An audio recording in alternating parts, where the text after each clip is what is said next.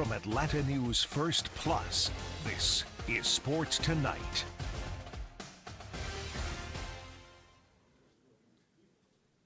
Happy Thursday, everybody. Welcome to Sports Tonight. I'm sports producer Scott Pennyman, joining you for the first time this week.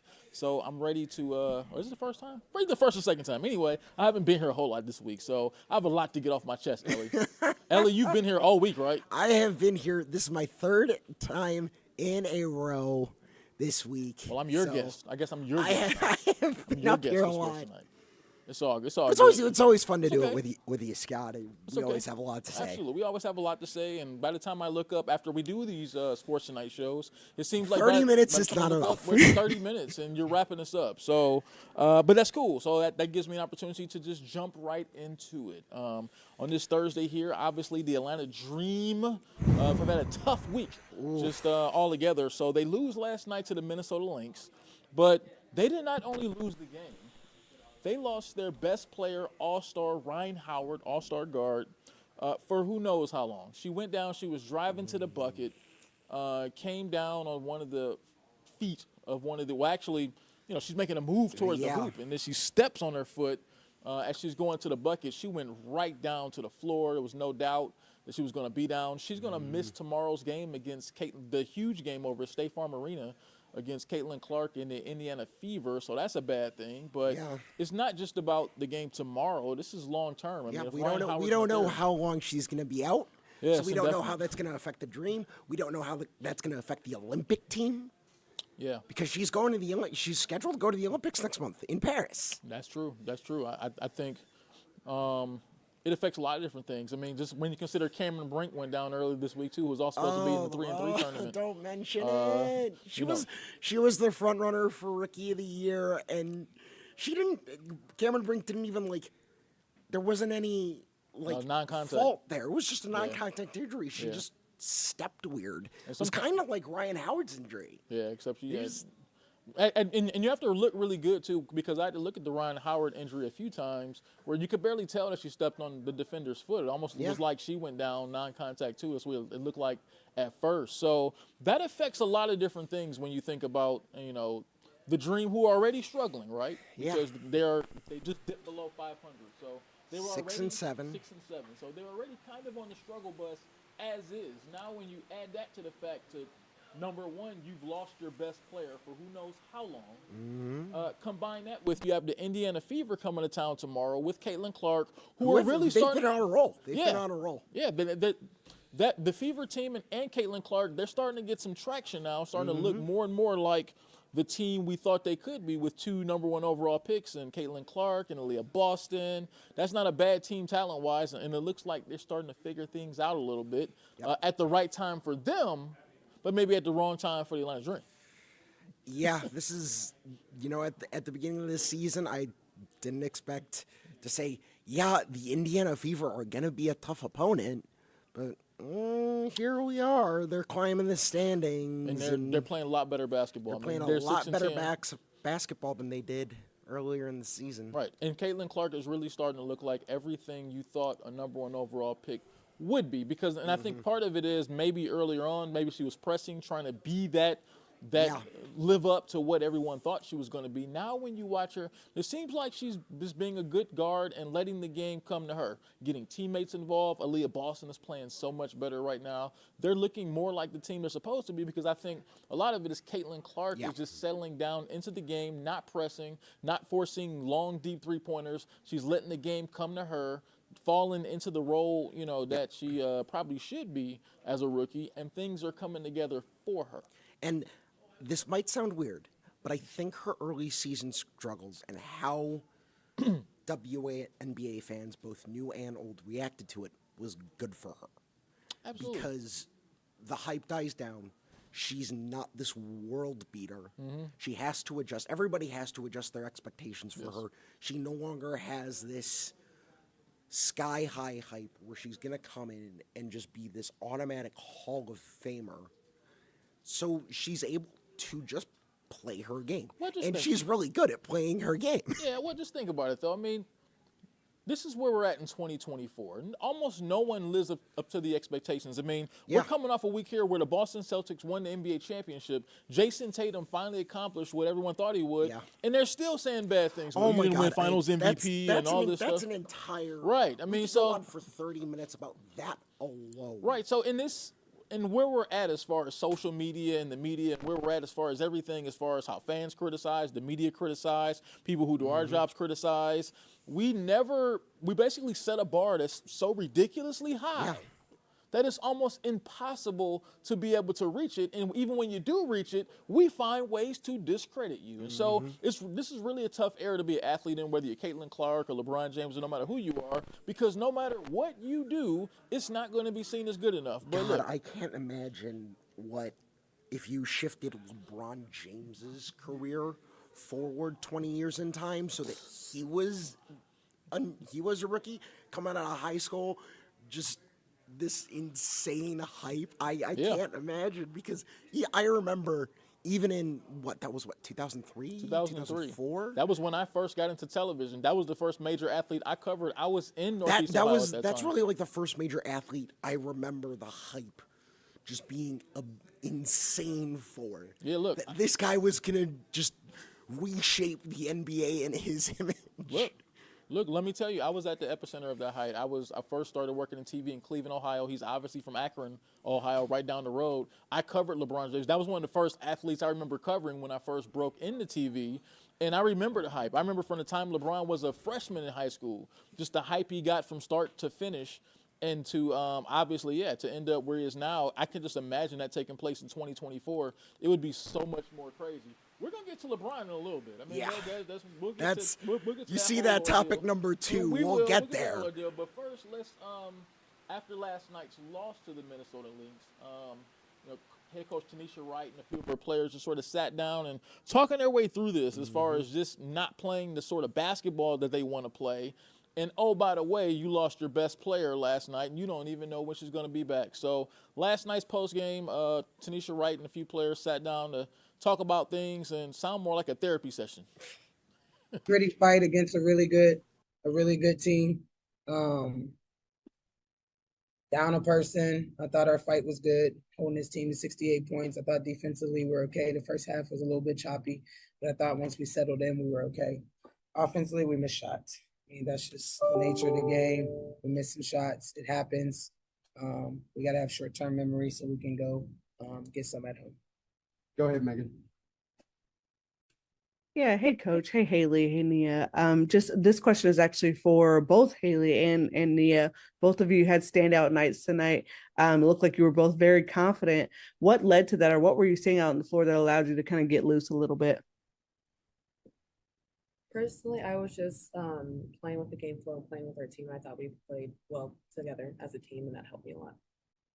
Yeah, I agree with Nia. I think just attacking when it was open, and I think just playing with confidence and just attacking when there was openings and playing with the team. Go ahead, Emmanuel. Hey, Coach, one thing you talked about pregame was the defensive effort. You talked about it just now. You showed them under 35% shooting, under 36. What was the key for you guys tonight to hold a team like that to that low percentage? Yeah, I thought we were much more active, especially in the second half. I thought our defensive effort was a lot better in the second half. We settled in, but we were a lot more active. I thought we did a good job on the schemes in terms of what we were trying to accomplish. And so as a result, we were able to hold them to some tough shots. We made them take tough shots rather than getting easy shots. Thought we did a good job of getting back in transition, which also helped eliminate some of their easy opportunities as well. And Haley, when you saw your sister go down in Rhyne, you seen her step up. Like you stepped up a lot this game, but what was your mindset when you saw Rhyne go down at that point in time? I think at first we were all just kind of worried, so we ran over there to check on her. And then after when she left the court, I think we all just kind of had an understanding that we had to pick up because Ryan's such a big part of the team. So we had to play for her and pick up everything that she does for us, whether it's scoring, just being a presence on the court, her aggressiveness, all of everything that she does on defense. So I think it was just trying to fill in those gaps. Go ahead, Michael. Yeah, Coach. Is there a update with Ryan? It looked like from the replay, it was it was pretty painful ankle roll. I just wonder if you have any update on her. No update as of right now. Will she be evaluated tomorrow? Is that right now what the situation looks like? Yeah, that's typical for these kind of things. So Thank you. you're welcome. Go ahead, Ernest.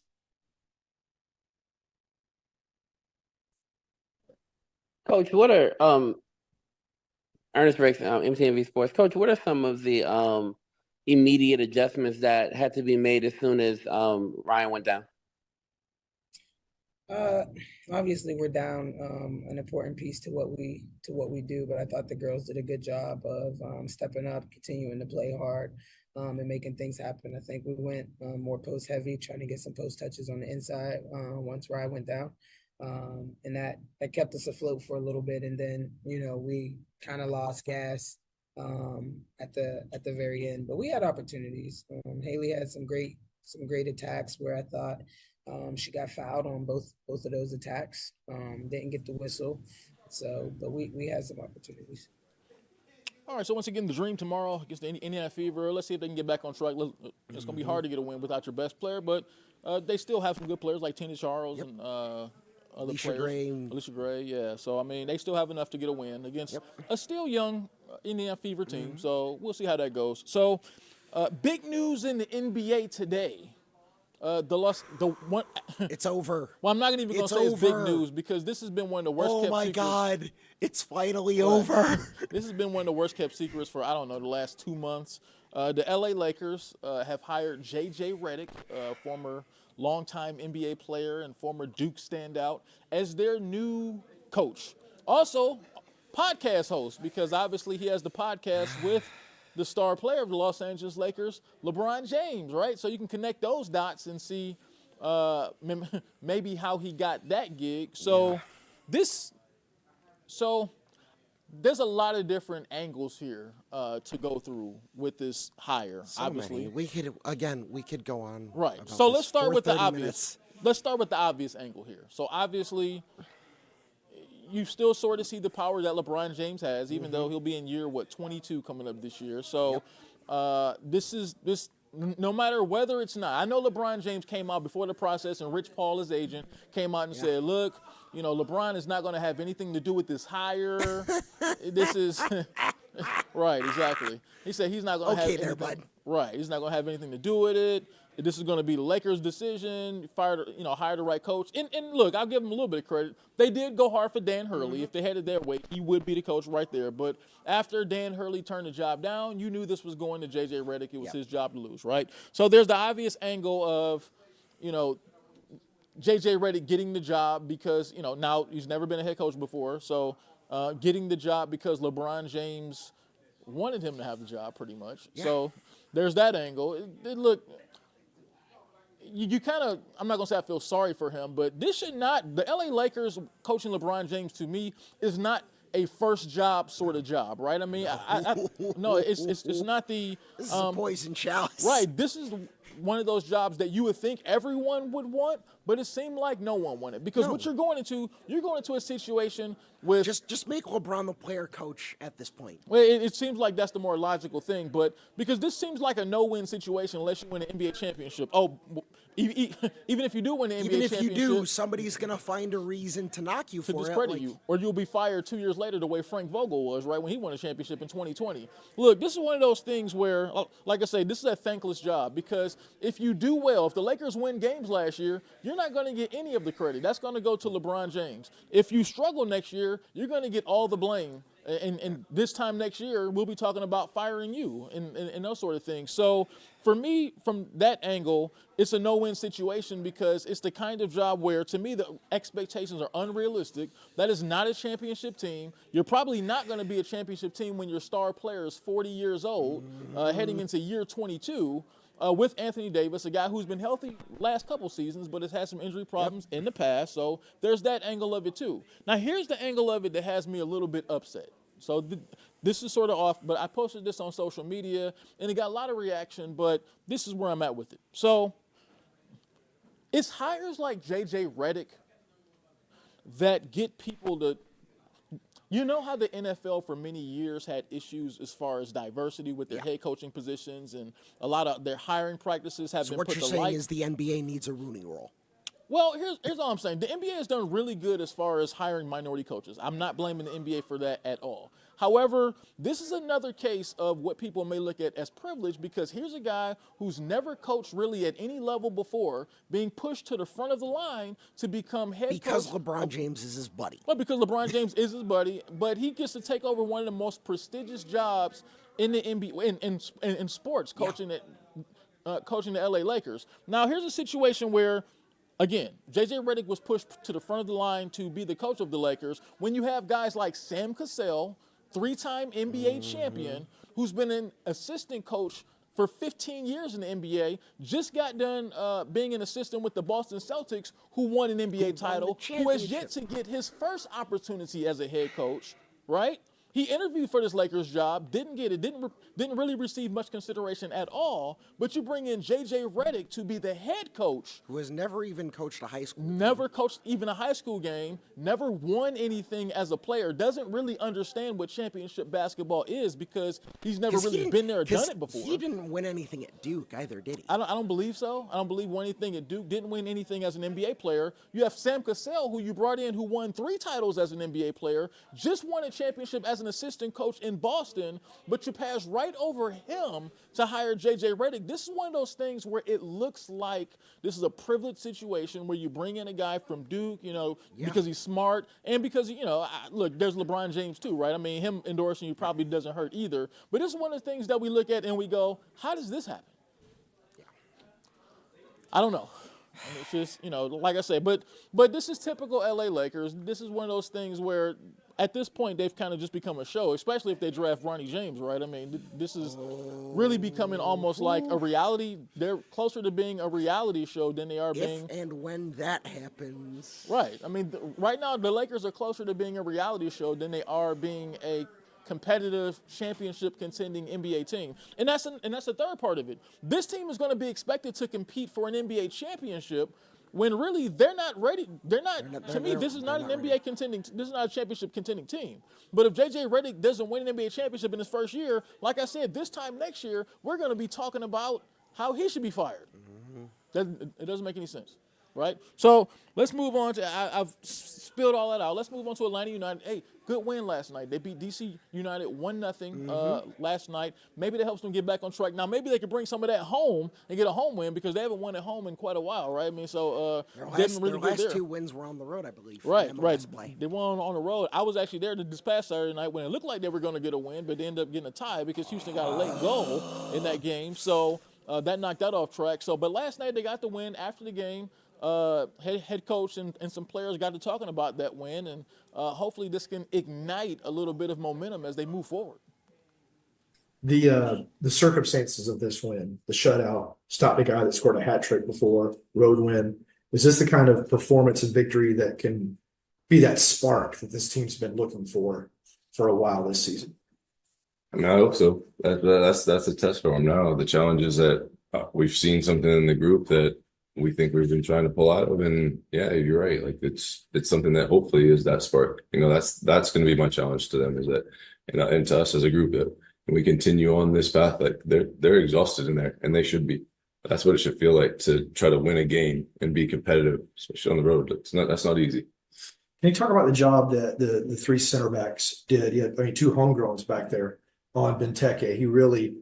He had maybe one good chance in this match compared to like the previous match. Yeah, I mean, I thought the collective, everybody did their role. Like we talked about the tactics going into the game and the game plan in general, about how specific we wanted to be to this opponent and each opponent that we face. And Benteke is a fantastic player, and we knew that because of the last game that he was dangerous. And those young guys, they're just their age. They're young, but guess what? They show up. Like Luke did it last week. Those 2 did it this week. Like I just think it's a testament to a little bit of the club.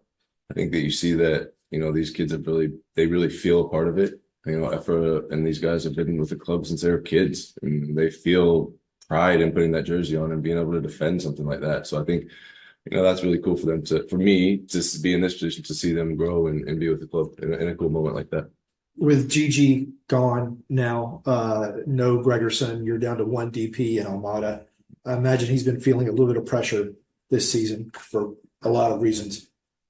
What does it mean for him to score? I mean, just a fantastic goal tonight going forward. It's a fantastic goal. It sounds like a question for him, but I'll try to You've been answer. around long enough. I'll try to You know answer what it means for you, for I him. think for the group, we talked about commitment to the group, and that looks like commitment to me.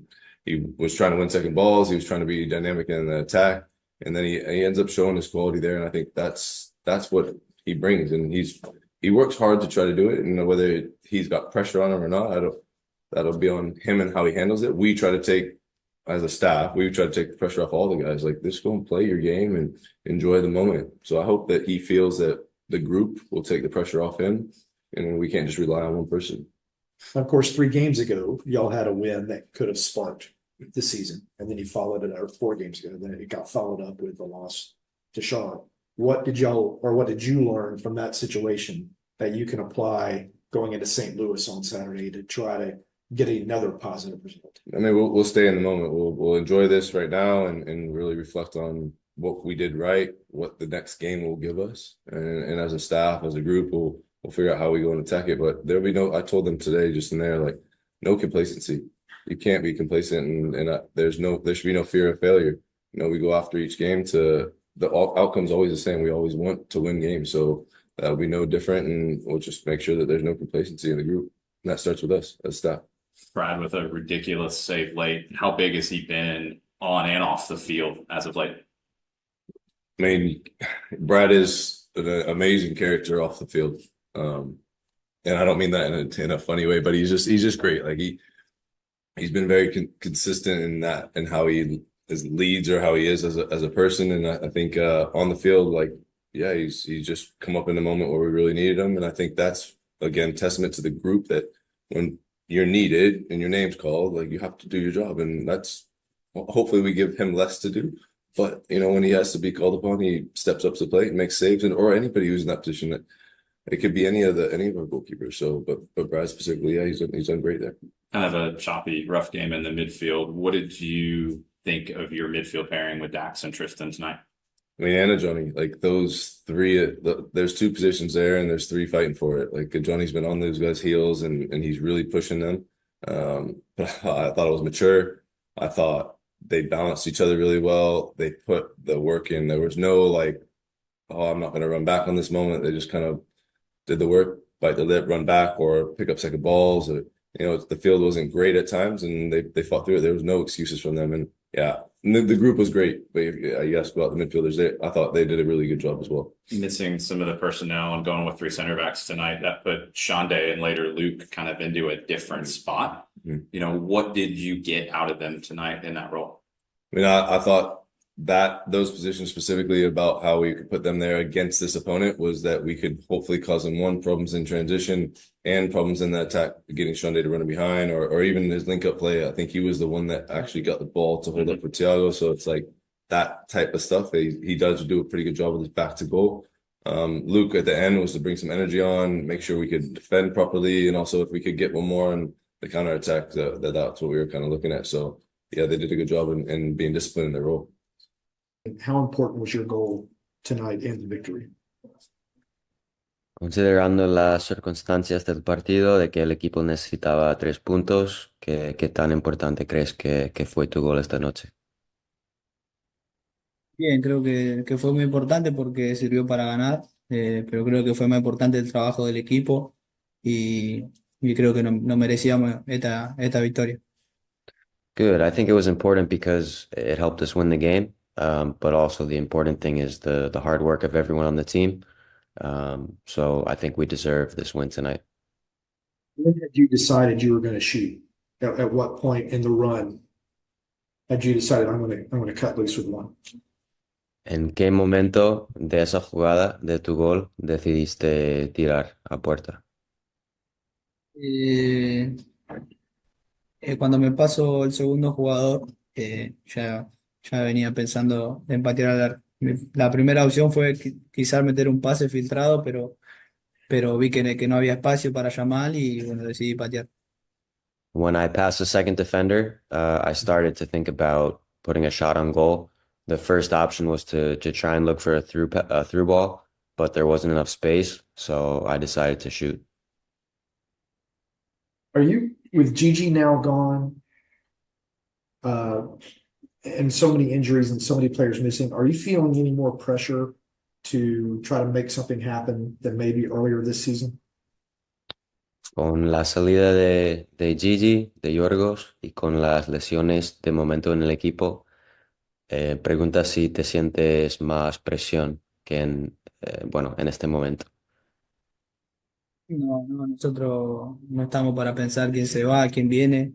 Sabemos el trabajo que tenemos que hacer, sabemos la situación que estamos y lo único que nos ayuda es que los que estén quieran ganar tirando para el mismo lado y eso es lo más importante. No, we can't think about who's coming or who's going on the team. We can only focus on the guys that we have here and wanting to win games. But I think the most important thing is everyone who's here, that we're all pulling in the same direction and doing our best. There's been a lot of speculation based upon your interview with TYC Sports about Riquelme and Ellie, we got Copa downtown Atlanta over at Mercedes-Benz Stadium. First match of the Copa America, the Copa South America. American national team tournament, is right over. I'm trying to think. What direction relatively we're speaking. talking? Like there? I get confused in Atlanta. Look, I get confused in Atlanta when it comes to directions because there's nothing. I don't even know what direction I'm facing right now This is north. Okay. So it'd be over there. Okay. As the crow flies. Well, anyway, at Mercedes-Benz Mercedes-Benz Stadium, At regardless. Mercedes-Benz. Argentina versus Canada. That's Lionel Messi in town tonight. And next week, U.S. will play Panama at the Benz as one of the other group stage matches in the tournament. When Messi's in town, I mean, that's a whole different level of fandom right there. I mean, that's Even like, just the Miami games against Atlanta United were a pretty penny. Yeah. So imagine what it costs to see Messi in one of these Copa games or just be there. I did not try to purchase tickets, but I mean, can you just imagine what they would cost? Cost an entire paycheck. But just look, like I said, I haven't attended too many MLS games, but I went this past weekend to watch Atlanta United over there. MLS games are so fun. MLS matches it was so much fun. You know, I've been to a couple since I've been here in Atlanta, and they're really a lot of fun. I was surprised at just, I mean, you see them on TV, but when you go into the arena and you get the feel and you see, especially since most of the time they close the upper deck. Yeah. So it's just so much more of an intimate atmosphere than like a big concert or a Falcons game or something like that. They make it feel so much smaller, and the crowd is just so much louder. With a high level of pride, especially when it's an international competition. I mean, the level of pride is just different when it comes to soccer. Last year, they had the Premier League teams come in with Miguel Almiron and Newcastle United, and when he finally scored the goal, like right before halftime, go crazy. One of the loudest things I've ever heard. It just soccer matches are so fun. If you've never been to one in Atlanta, go to an Atlanta United match. That's something I think any sports fan should experience at least one time. Yes. So before we get out of here, Ellie, let me know what's on your mind. Somebody please make the Thunder trade picks. Please. Someone force them. Lil Will and dealing today. I think Alex Caruso for Josh Giddey. Straight up, what is the Bulls front office doing? Well, I think this is one of those that can benefit a couple different teams. Like Caruso is probably better suited to be on a contending team. He was on that Lakers team that won a championship a few years back. So I think he's better suited for a team that's ready to compete for something right now. And if you watched Oklahoma City Thunder this past year, you know that they're ready to compete for something now. The Bulls are probably going to be in total rebuild mode, I think, pretty soon. So getting a young player like Josh Giddey probably helps them moving forward. They're probably going to have a fire sale pretty soon. They're probably going to be looking to get rid of DeRozan, Zach LaVine. I think they're about to just blow that whole thing up in Chicago, and that's probably the best thing moving forward. All right, what's on your mind? I don't have much on my mind. Just, as we look forward to just everything. You know what? I'm going to go to my go-to. College football, NCAA 25 comes out about a month from now. That's my go-to. So I'm counting down just like you are. The two of us are going to take a week off, so if we disappear for a week off this show, you know why. Well, that's been Sports Tonight here for Thursday. Let's get out of here. A cool one, Dream versus Fever tomorrow. Let's gear up for that. But as for me and Ellie, we're out of here. See you tomorrow.